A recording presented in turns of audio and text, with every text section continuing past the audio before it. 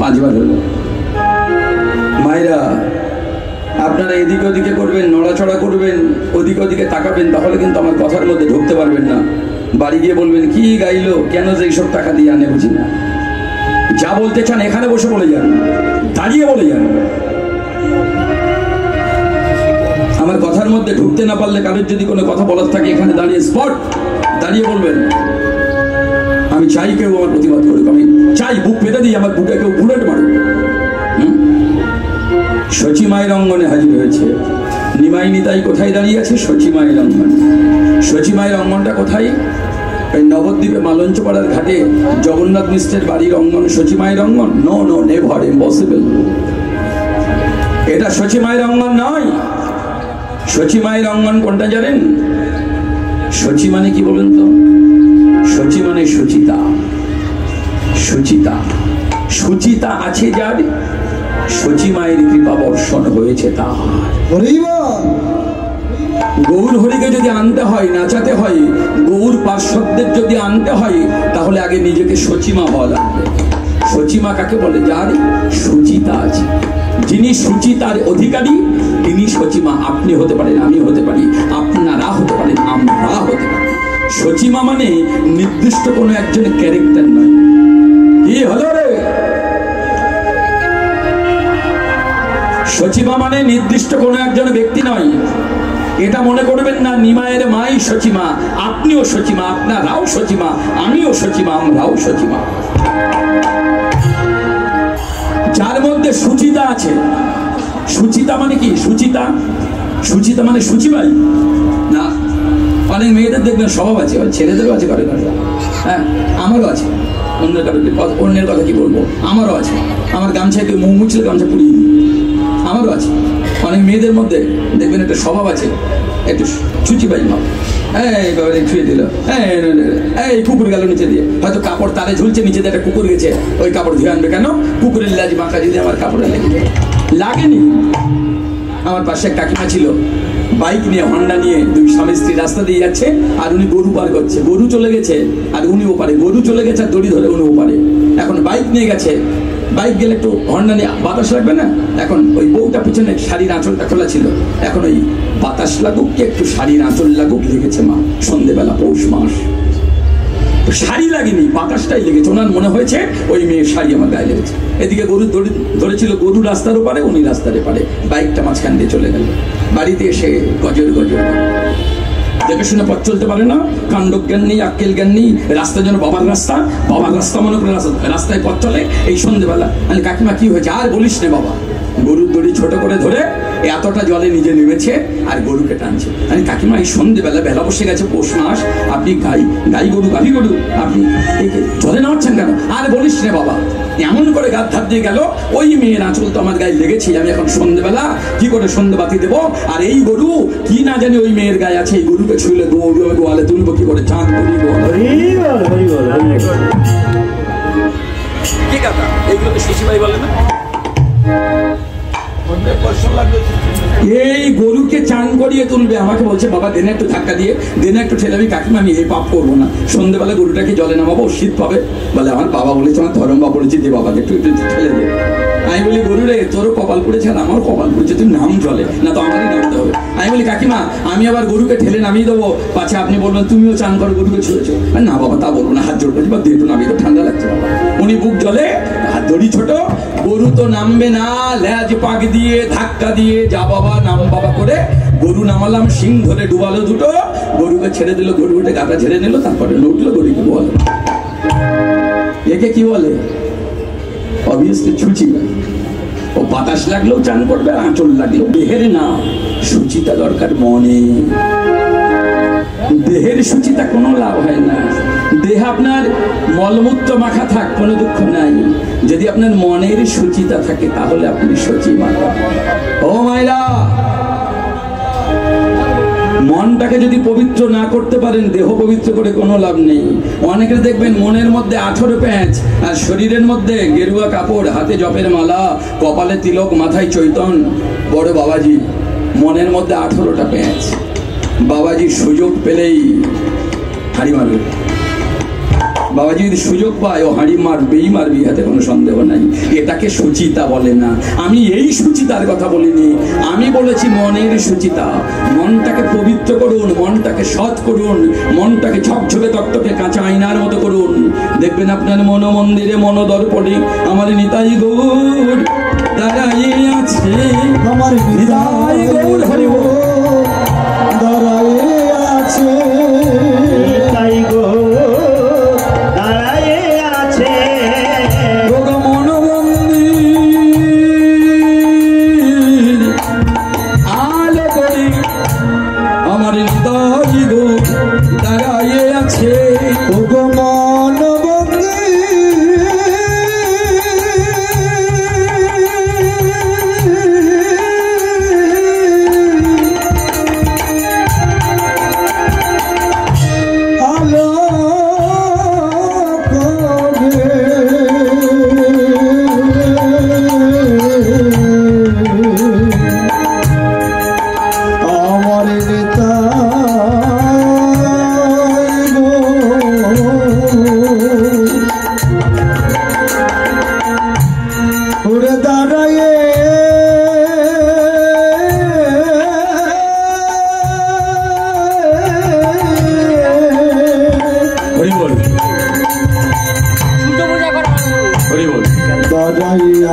আছে।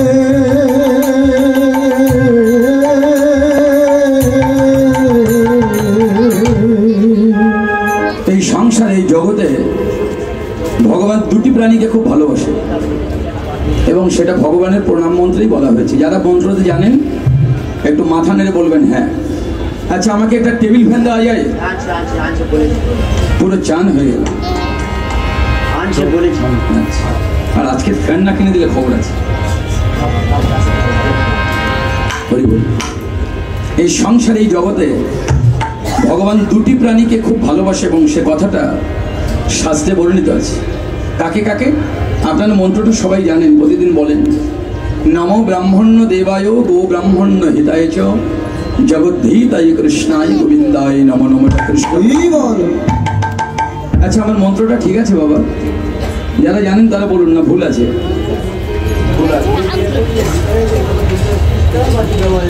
গোবিন্দায় ঠিক আছে না মন্ত্রটা? তাহলে এই মন্ত্রটার এবার যদি একটুখানি বাংলাটা বলতে পারেন, চেষ্টা করতে পারেন। আমি বলে শুনতে পারেন বা উনি বলছেন আপনি বলেন। তাহলে এই মন্ত্রের বাংলায় অনুবাদটা করি। বাংলা অনুবাদটা হলো, নম মানে বুঝতে পারছেন, নম বললে হাত জোড়। নম কথা যখন মুখে উচ্চারিত হবে তার অর্থ হলো হাত দুটো জোড় করতে হবে। নম বললেই হাত এক জায়গায় ধরবে, এর নাম নম। ব্রাহ্মণ্য দেবায়, কথাটা কি বললেন? ব্রাহ্মণ্য, ব্রাহ্মণ নয় কিন্তু, ব্রাহ্মণ্য মানে যারা জগতে ব্রাহ্মণ হয়েছেন বা যারা হবেন, তাই ব্রাহ্মণ্য। আমার কথাগুলো খুব টিপ করে হবে। জগতে যারা ব্রাহ্মণ এখন হয়েছেন, আগামীতে যারা হবেন তাদের অ্যাটাচ করে নিয়ে বললেন ব্রাহ্মণ্য দেবায়। ব্রাহ্মণকে কি বললেন? দেবায় মানে দেবতা। নম মানে হাত জোড়, ব্রাহ্মণ্য মানে হয়েছেন আর হইবেন যে ব্রাহ্মণরা, তাদের উদ্দেশ্যে। আর দেবায় দেবতা জ্ঞানী। নম ব্রাহ্মণ্য দেবায় গো ব্রাহ্মণ্য। গো, গো মানে কি? গো মানে যাওয়া। আই গো, আমি যাই। ইউ গো, তুমি যাও। গো মানে কি? কি গো মানে কি? গরু। এখানে ইংরেজির গো মানে যাওয়া না, গো মানে গরু।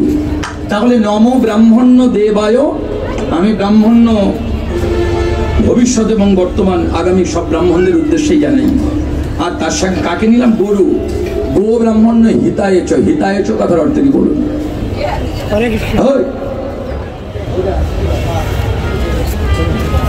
আমার আশেপাশে বলে কেউ কথা বলবার চেষ্টা, যিনি ভালো কাজ করেন জগতের, তাকে হিতায় চ বলা হয়। হিতায় চ মানে ইনি জগতের মঙ্গল করেন। নম ব্রাহ্মণ্য দেবায় গো ব্রাহ্মণ্য হিতায় চ মানে এই গরু আর ব্রাহ্মণ জগতের মঙ্গল করেন।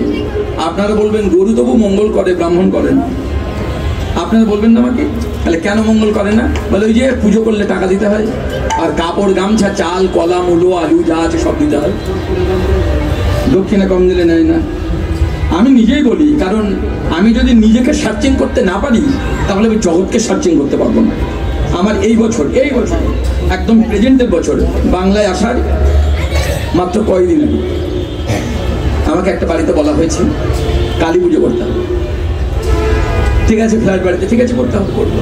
বাসায় যখন আছি কালী পুজোর একদিন পরে যাবো, কীর্তন করতে যাবো, করবো কালী পুজো। তা বললাম কি কি আয়োজন, আমি যা যা আয়োজন আনতে বলবো আনবেন। এনেছে রক্তচন্দন এনেছে।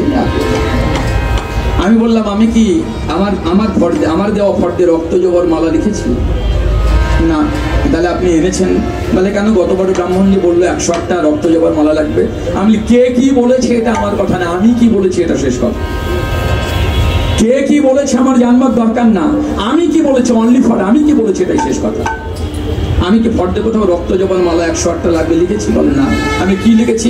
বলে আপনি লিখেছেন 108টা বিল্লপত্র মালা আর 108টা তুলসী পত্র মালা, এটা আপনি লিখেছেন, রক্ত জবার মালা লেখেননি। আমি তো আপনার রজনী মালা লেখা আছে না? বলে হ্যাঁ লেখা আছে।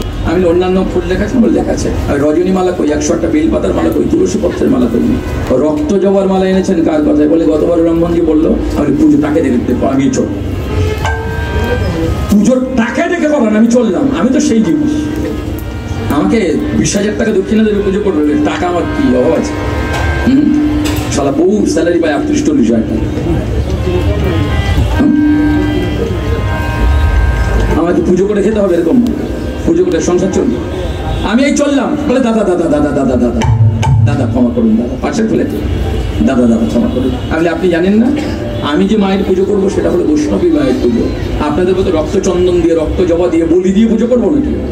আমি বলি হব, কিন্তু বলি আমি দেবো না। আমি বলি হব দরকার হবে, যদি প্রয়োজন কোনোদিন মা চাই তুই আমার কাছে বলি হ, হাসতে হাসতে হাড়ি কাটে মাথা দেবো, আমায় বলি দাও মায়ের চরণ, আমি বলি হব। কিন্তু আমি কোনো মায়ের সন্তানকে নিয়ে মায়ের কাছে বলি দেবো না। কোন শাস্ত্রে আছে গো মায়ের কাছে পাঠা বলি দিতে হয়? দেখাতে পারেন কেউ? আপনার দেখাতে পারেন? এটা আমার গ্যারান্টি, আমি স্পট বলছি। কোন শাস্ত্রে আছে মায়ের কাছে বলি দিতে হয়? কাকে বলি দিতে হয়? বলি কাকে দিতে হয়? আপনি পাঠা হন, মায়ের কাছে বলি দিন।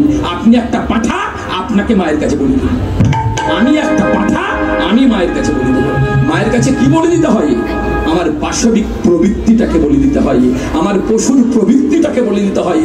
ও মা, আমি একটা পশুর বাচ্চাকে তার মায়ের কোল খালি করে তোর কাছে বলি দেবো না। আমি যে পশুর বাচ্চাটা পশু হয়েছে, আমার এই প্রবৃত্তিটাকে আমি তোর চরণে বলি দিয়ে দিলাম। মা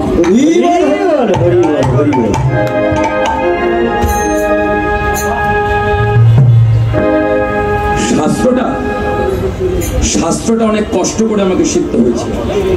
আমি চাকরি করিনি, ব্যবসা করিনি, জানেন? কোয়ালিফিকেশন যা ছিল, আমি একটা স্কুল কিংবা সরকারি A1 দপ্তরে চাকরি পেতে পারতাম। আমার পরিবার আফসোস করে, বাবা আফসোস করে মারা গেছে, মাও করে, চাকরি করলি না, সারা জীবন দেশে দেশান্তরে ঘুরলি আর আমাকে কাঁদালি, তোকে না পেয়ে আমি কত কাঁদি, চাকরি করলে কেটা করতে হতো। মা চাকরি করবো না। আমি অনেক কষ্ট করেছি, জানি জীবনে অনেক ত্যাগ করেছি। গ্রন্থ সংগ্রহে বর্তমানে আমার আনুমানিক 70 থেকে 80,000 টাকা শুধু গ্রন্থ আছে। আমার যে গ্রুপ আর যেখানে আমি শাস্ত্র অধ্যয়ন করি, পঠন পাঠন করি, আমি শাস্ত্রের ক্লাস করি, ওনার বাসায় আনুমানিক 3 লক্ষ টাকার গ্রন্থ আছে। এমন কোনো গ্রন্থ নাই যে আমার ওস্তাদজির বাসায়। তিনি কলকাতা লালবাজারের অ্যাসিস্ট্যান্ট পুলিশ কমিশনার, রাষ্ট্রপতি পুরস্কার প্রাপ্ত ডক্টর বিরিঞ্চ প্রসাদ দেবনাথ।